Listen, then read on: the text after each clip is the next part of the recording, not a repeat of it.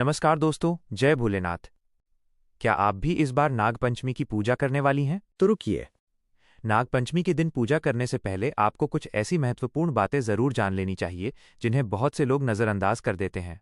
क्योंकि नाग पंचमी केवल एक त्योहार नहीं है, बल्कि सनातन परंपरा में नाग देवताओं के प्रति श्रद्धा और प्रकृति के प्रति सम्मान का भी पर्व माना जाता है। इस दिन लोग भगवान शिव और नाग देवता की पूजा करते हैं और अपने परिवार की सुख शांति तथा मंगल की कामना करते हैं। लेकिन इसी दिन कुछ ऐसी गलतियां भी लोग कर बैठते हैं जिनसे धार्मिक परंपराओं के अनुसार बचने की सलाह दी जाती है। और आज की इस वीडियो में हम ऐसी ही 5 बड़ी गलतियों के बारे में बात करेंगे। ध्यान से सुनिएगा,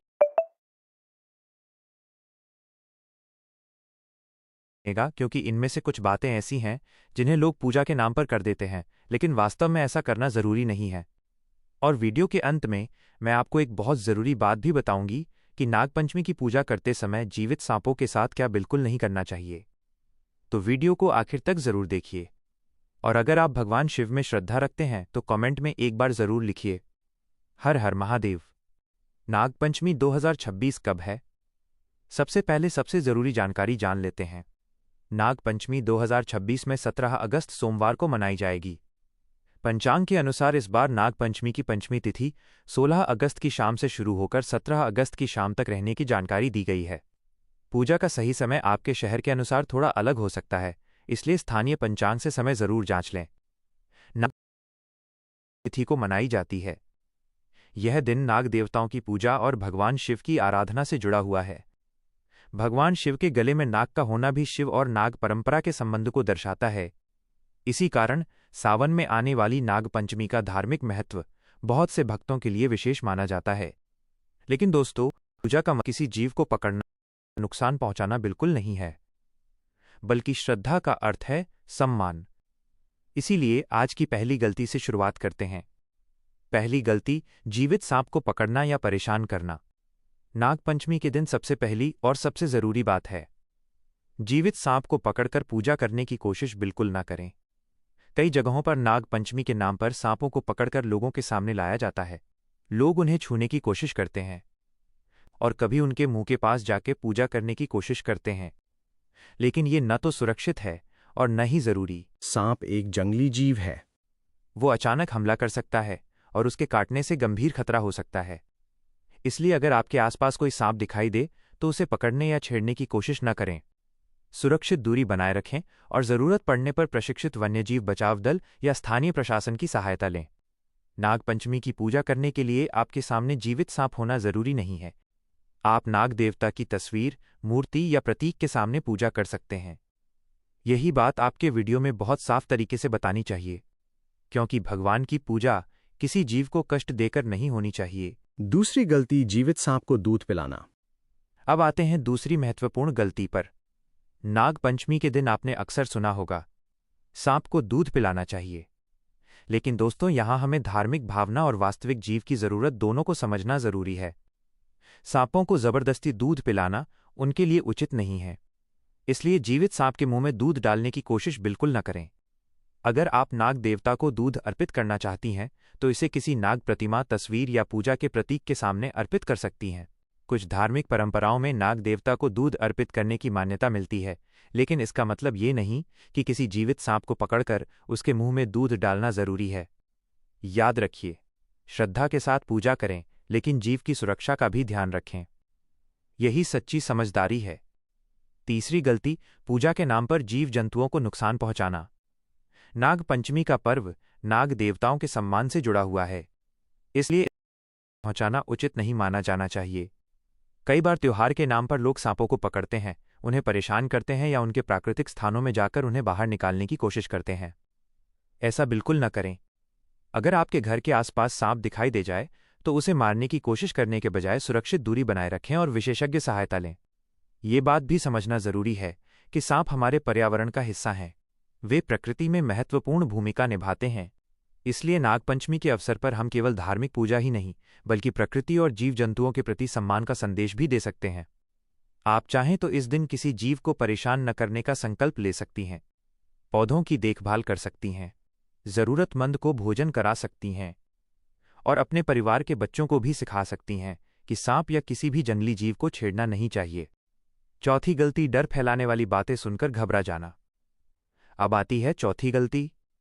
नागपंचमी के आसपास सोशल मीडिया पर कई तरह की बातें वायरल होती हैं।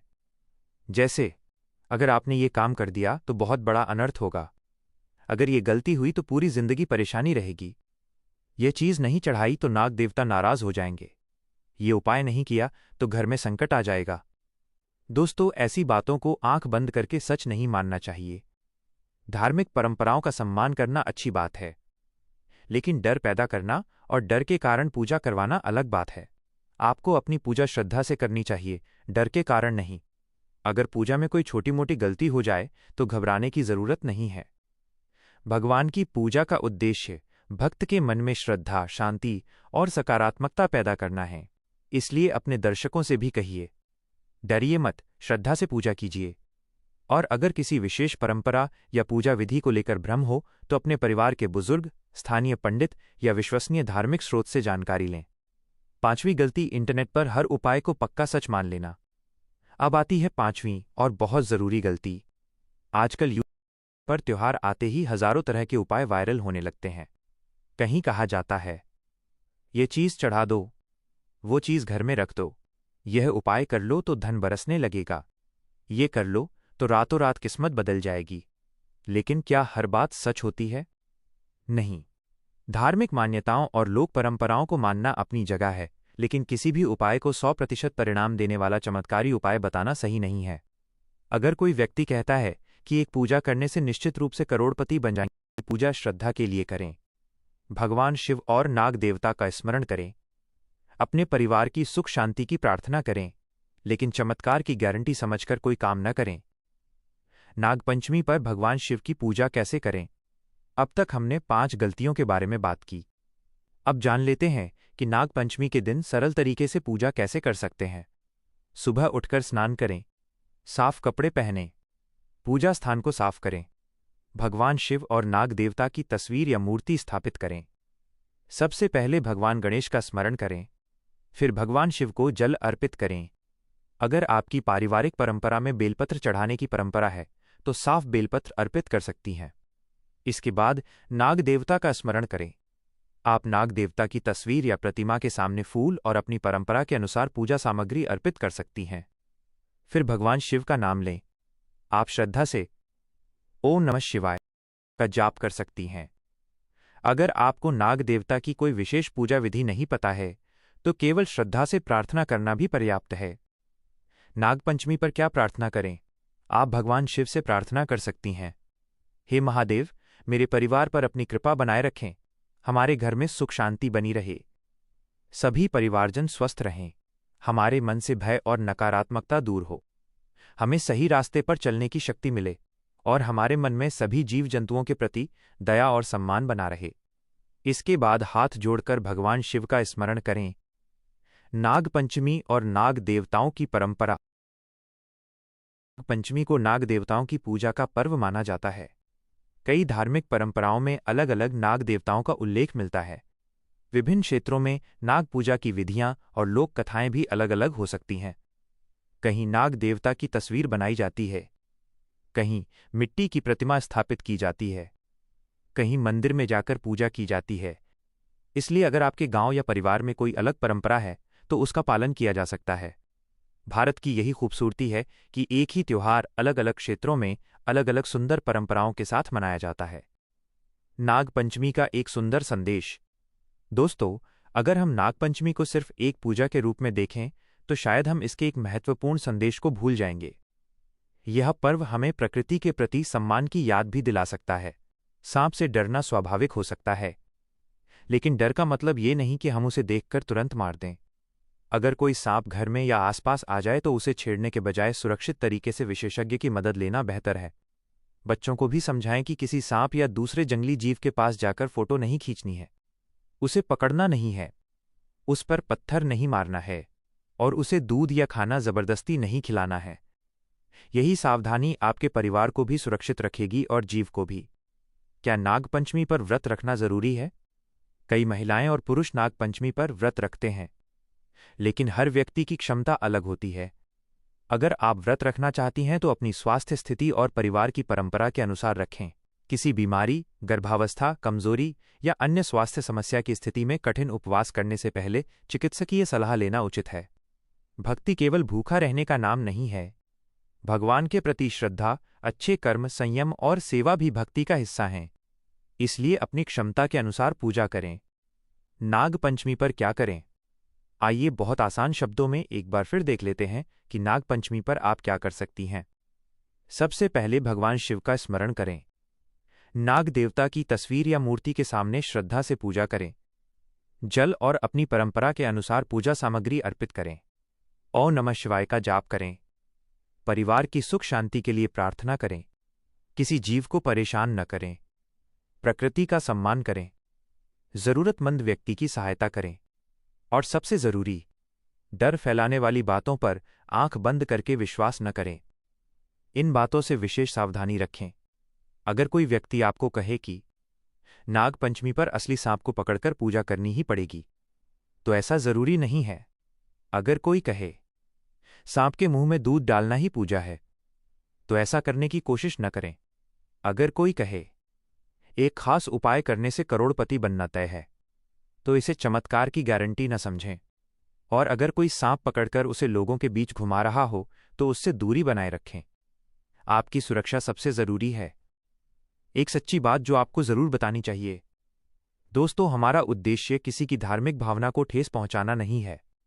हमारी कोशिश सिर्फ इतनी है कि धार्मिक जानकारी के साथ सही और सुरक्षित जानकारी भी लोगों तक पहुंचे। नागपंचमी हमारी धार्मिक और सांस्कृतिक परंपरा का महत्वपूर्ण पर्व है। इसे श्रद्धा से मनाइए। भगवान शिव का स्मरण कीजिए। नाग देवता का सम्मान कीजिए। लेकिन किसी जीव को कष्ट देकर पूजा करने की जरूरत नहीं है। और किसी वायरल वीडियो में बताए गए हर उपाय को चमत्कारी सच मानने की भी जरूरत नहीं है। भक्ति में श्रद्धा होनी चाहिए, डर नहीं। अंतिम संदेश। तो दोस्तों, आज की वीडियो में हमने जाना नागपंचमी 2026 कब है, नागपंचमी पर कौन सी 5 गलतियों से बचना चाहिए, जीवित सांप को परेशान क्यों नहीं करना चाहिए, सांप को जबरदस्ती दूध क्यों नहीं पिलाना चाहिए, पूजा किस तरह सुरक्षित तरीके से की जा सकती है, और इंटरनेट पर वायरल उपायों को आंख बंद करके क्यों नहीं मानना चाहिए। अगर आपको ये जानकारी उपयोगी लगी हो तो वीडियो को लाइक जरूर करें। इसे अपने परिवार और उन लोगों तक शेयर करें जो नागपंचमी की पूजा करने वाले हैं। और अगर आप हमारे चैनल धर्मज्ञान हिंदी पर पहली बार आए हैं तो चैनल को सब्सक्राइब जरूर करें। कमेंट में लिखिए ओम नमः शिवाय। भगवान शिव और नाग देवता से प्रार्थना है कि आपके परिवार में सुख, शांति और सद्बुद्धि बनी रहे। आप सभी को नागपंचमी की हार्दिक शुभकामनाएं। हर हर महादेव। ओम नमः शिवाय।